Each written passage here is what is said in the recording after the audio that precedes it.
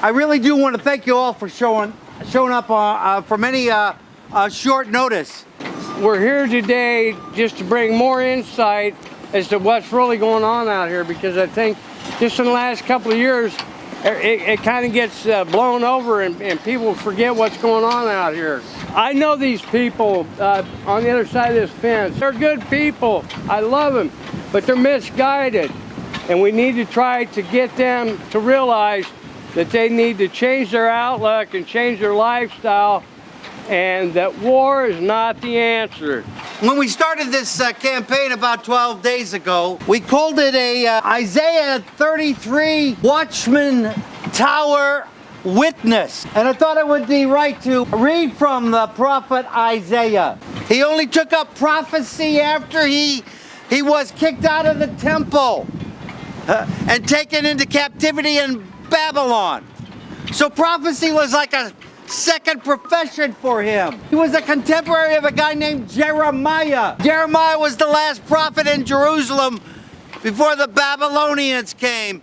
And poor Ezekiel, that priest in the temple, was taken away in captivity, and he had these visions in Babylon. It's apocryphal literature. The word of the Lord came to me. Son of man, speak thus to your countrymen. When I bring the sword against a country, and the people of this country select you, their number, to be the watch person, and that watch person, seeing the sword coming against the country, blows the trumpet to warn the people, anyone who will not heed the warning, and therefore be slain by the sword that comes against them, they shall be responsible for their own death. But if the watchman sees the sword coming and fails to blow the horn, the warning, so that the sword comes and takes anyone, I will hold the watchman responsible for that person's death.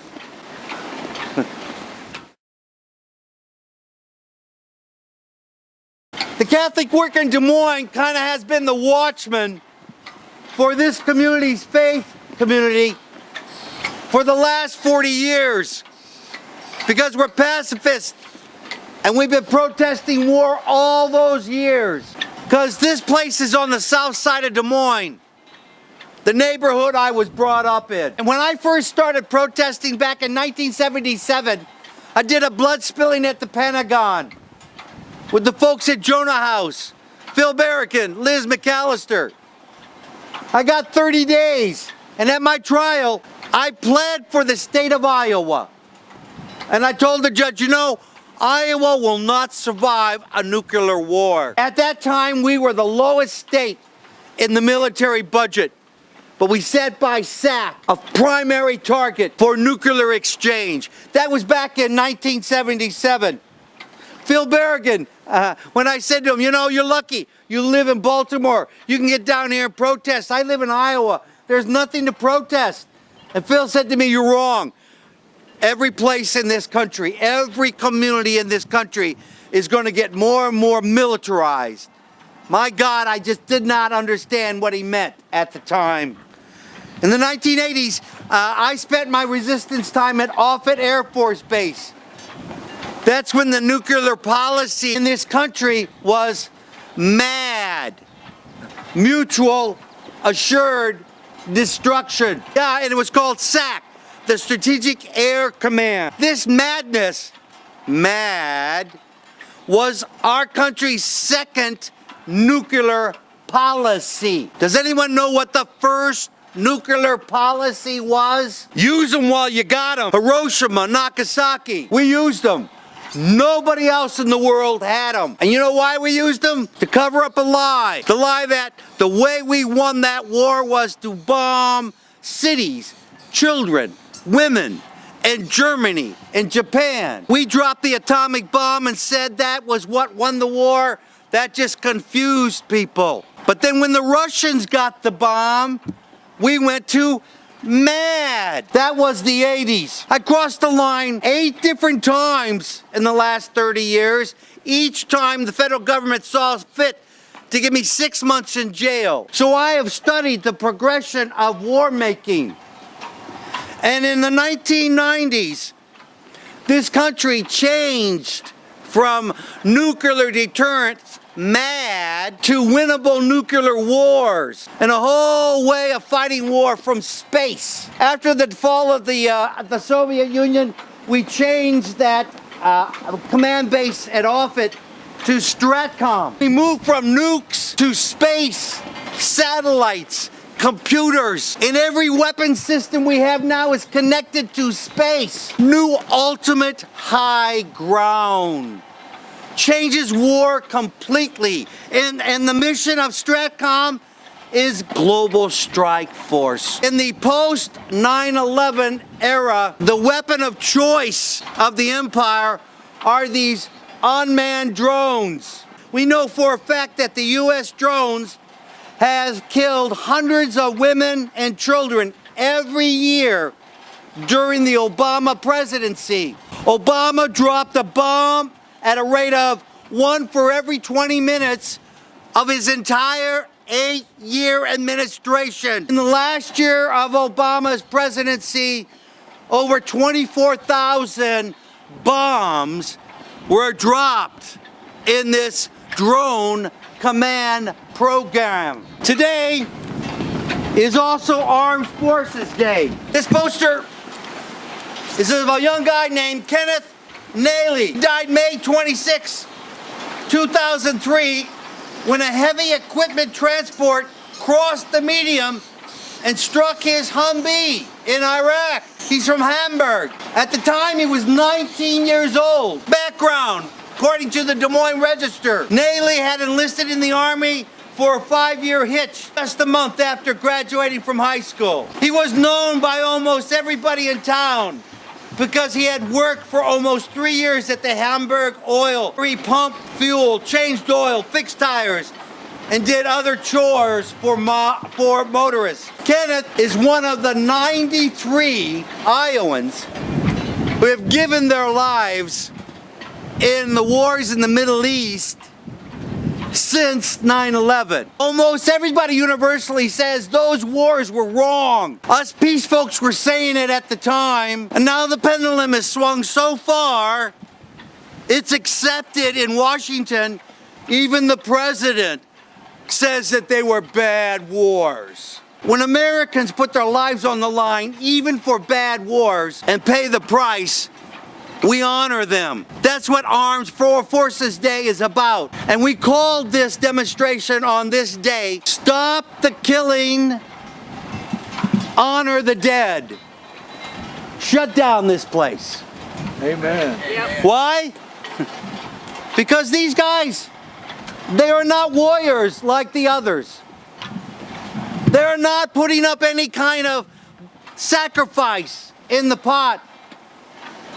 They are being damaged, no doubt, because you kill a person, it's a damaging thing. But this is a way of killing that has no nobility. These folks these days, they sit in a computer terminal. They're computer geek warriors. And they kill from space and go home at night. This is not right. No, can't be right. Now, you ask, this is why we call this a witness the honor of dead. But you ask, how do we know for sure this is happening? Well, if you're not convinced by Obama's record, these are the words of our own president. How is President Trump dealing with the terrorists today? The thing is with the terrorists, you have to take out their families. When you get these terrorists, you have to take out their families. You have to take out their families. You have to take out their families. When you get these terrorists, you have to take out their families. You have to take out their families. You have to take out their families. Take out their families. You have to take out their families. Take out their families. Their families. You have to take out their family. Their family. Their family. Drone operators are not true warriors. They do not risk their lives. They are at best assassins from the skies at worst, killers of women and children. And I have to ask myself, where is the moral and religious voices on this matter in Des Moines? And as a Catholic, I see total amnesia when it comes to the Catholic Church teachings on war and peace in this diocese. There are no more Bishop Dingmans. On the issues of war and peace, the U.S. Catholics are more American nationalists than they are Roman Catholic. You know, they proved this very clearly in 2003, right before the war. Pope John Paul II sent his cardinal to Washington to tell George Bush that if he went to war in Iraq without UN backing, his war would not only be immoral, unjust, and illegal. That was the Pope telling George Bush. The U.S. bishops didn't say anything. No one heard anything. When I confronted Bishop Pates, our diocesan bishop, about the Pope's position, you know what he told me? He said, I agree with the Pope. Really? I said, why didn't you say anything? He said, we did collectively in our statements in Washington.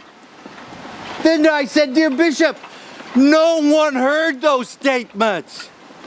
Why didn't you say to anyone in your diocese who might agree with the Pope and think it was a bad war, why wouldn't you say you would support anyone in the military who would practice their right as a Catholic to be a conscientious objector? And the bishop said he did not want to confuse the military personnel who were Catholic in our diocese. Dear friends, if a Catholic bishop cannot speak clearly about war to his own people, a church is clearly no longer following Jesus. The Roman Catholic Church in America is more American and nationalistic in this area than it is Catholic. And we are not the only ones. Every Christian denomination in this country has bowed down and blessed these wars. Right after the war in 2003, Jim Wallace of Sojourn Magazine went to an International Baptist conference in England, and he reported that there was not one major Christian national denomination in the world that supported the American war on Iraq in 2003, except for those in the United States. And Wallace said, since when did God become pro-rich, pro-war, pro-USA? Folks,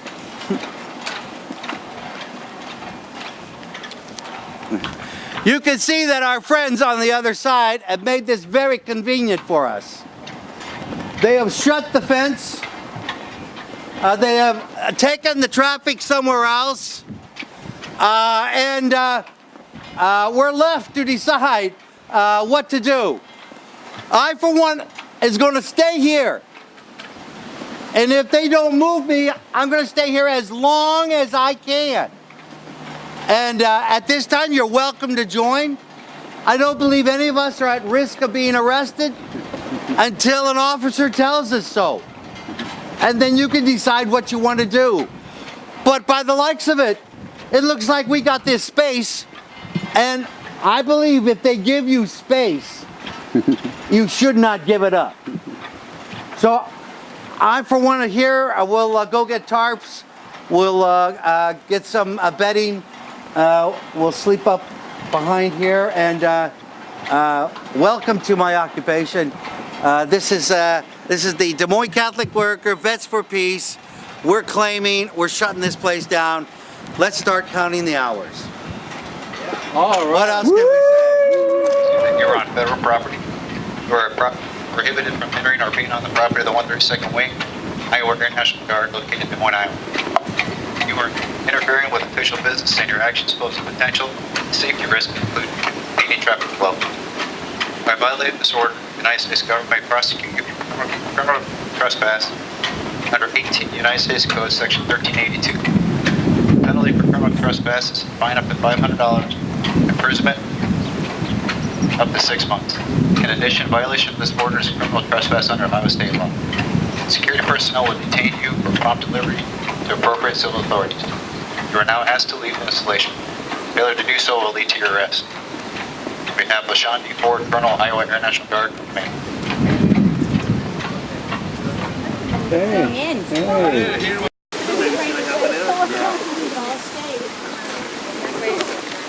Did anybody hear what he said? Yeah, I'll take that for you if you want. yeah. Iowa Air National Thanks Guard, for coming. Des Moines, Iowa. You are interfering with official business. Cool. See you, Actions Roger. pose potential safety risk, including impeding traffic flow. By violating this order, the United States government may prosecute you for criminal trespass under 18 United States Code Section 1382. The penalty for criminal trespass is a fine up to $500 and imprisonment up to 6 months. In addition, violation of this order is a criminal trespass under the Iowa state law. Security personnel will detain you for prompt delivery to the appropriate civil authorities. You are now asked to leave the installation. Failure to do so will lead to your arrest. There's the line. Cross the line.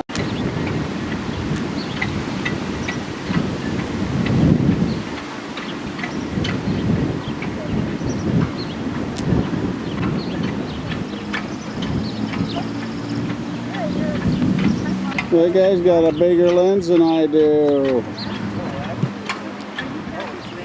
Yeah, he's taking your picture. He's not taking my picture. Oh no, now he's taking my picture.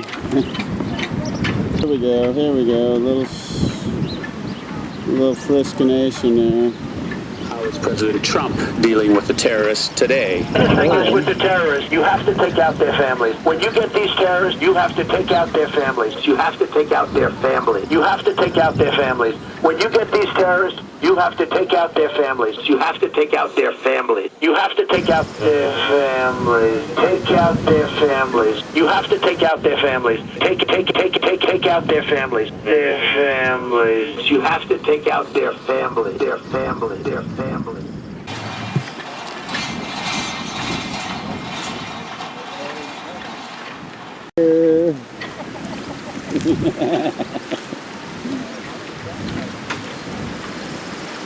Yeah, they got people don't know what they're doing there.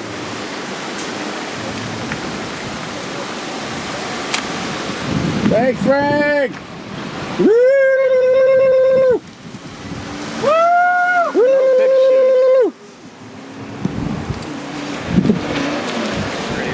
Signed up with Fight the Line 3. That's kind of my take on the world. It's pipeline.